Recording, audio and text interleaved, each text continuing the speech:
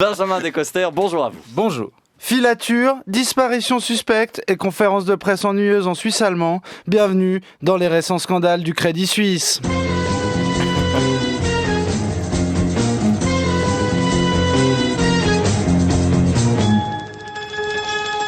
Je croirais sur M6 avec vous. Il y a du budget. Oui. Petit rappel des faits, tout a commencé à Zurich, fin septembre. Iqbal Khan, banquier de chez Crédit Suisse, est riche et dans sa voiture. Il remarque qu'il est suivi par un véhicule à plaque vaudoise. Alors comme moi, vous imaginez le raisonnement du banquier zurichois qui remarque un véhicule vaudois derrière lui. Il doit rapidement se méfier. Soit c'est un détective privé, soit c'est pire, un pauvre. Donc, Iqbal Khan, il porte plainte et la police découvre que celui qui le suivait travaille dans une agence de détectives mandatée par le Crédit Suisse. Le but, c'est de surveiller son employé qui allait démissionner pour partir à l'UBS. C'est comme à la télé, genre un croisement entre une pub CIC où le type part dans la banque d'en face, un film policier et des Suisses allemands.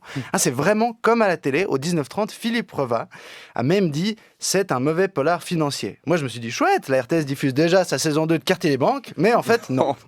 Bon, alors là, vous vous dites que dans cette histoire, même si on parle de finance et de la bourse, il y a peu d'action. Bourse, action. Vous êtes très drôle, bravo. Vous êtes humoriste. C'est un métier. Alors, de l'action, il y en a eu 15 jours après la filature ratée. C'est la Tribune de Genève qui nous l'apprenait, je cite. Le chef du Crédit Suisse pour la Suisse, donc le chef du Crédit Suisse, Thomas Gottstein, aurait menacé un homme de confiance de M. Kahn de les tuer tous les deux. L'incident se serait passé dans un restaurant de Zurich. Ça soulève une question. Comment menacer quelqu'un dans un restaurant chic ? Le temps que tu choisisses quel couteau il faut prendre, le gars il est parti. En plus, une fois sur deux, tu tombes sur un couteau qui coupe pas, genre le couteau à beurre aux herbes ou le couteau à poisson d'eau douce. Non, je suis désolé, mais quand tu fréquentes des restos où tu as un couteau par aliment, tu menaces pas les gens. Tu fais comme tout le monde avec un SMS passif-agressif qui se termine par bonne journée, point. Finalement, cette affaire aura coûté la place à 2 des cadres de Crédit Suisse. D'abord celle du chef des opérations, Pierre-Olivier Bouet, avec un B, comme dans Bien sûr, vous pouvez aller travailler chez UBS. Et ensuite celle du responsable de la sécurité, Remo Boccali, avec un B, comme dans Bonne continuation, nous allons suivre votre parcours de près. Mais le gros enjeu de cette affaire, c'était de savoir si Tidjane Thiam, le grand patron de Crédit Suisse, était au courant de la filature. Et cette semaine, il passait le test médiatique ultime de Suisse romande, Darius Rochebain. Et Darius, il lui a demandé, Tidjane Thiam, est-ce que vous saviez pour le détective les yeux dans les yeux ? Et Tidjane Thiam, il a dit non, je ne savais pas. La classe. Les yeux dans les yeux. Mais tu peux pas faire si c'est Evelyne Wilder-Schulp en face, Non parce qu'elle jure à Darius et au caméraman en même temps. Bon, les yeux dans les yeux. Là, je me suis dit, mais merci Tidjane de restaurer ma foi dans les banquiers. Sauf qu'après, il a continué à parler. Il arrive dans des entreprises internationales qu'on doit faire ce genre de choses. Ça m'est arrivé dans ma carrière. Vous n'êtes pas au courant. Alors déjà maintenant, oui, on est au courant.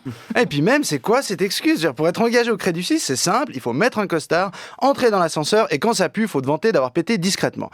Et après, on peut se poser la question, qu'est-ce qui est le plus rassurant ? Que Tidjane Thiam soit au courant ou qu'il soit pas au courant ? Entre salaud et incompétent, aucun des deux. En fait, pour être un bon banquier, il faut pas avoir un bachelor HEC, il faut avoir Alzheimer. Parce que Tidjane Thiam, c'est le patron.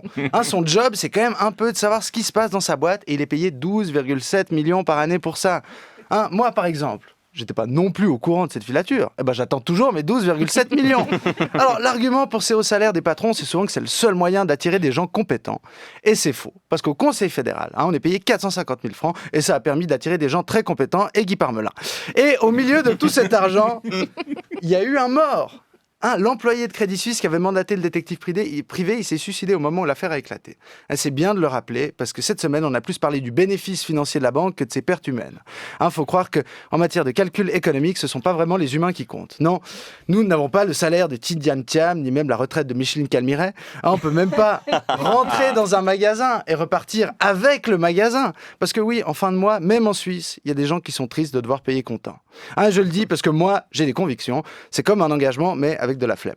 Parce que je trouve ça super, l'argent, quand même. Mais le problème, c'est que dans notre société capitaliste, ça permet de régler tous les problèmes, sauf les problèmes d'argent. Merci, Benjamin Descoster.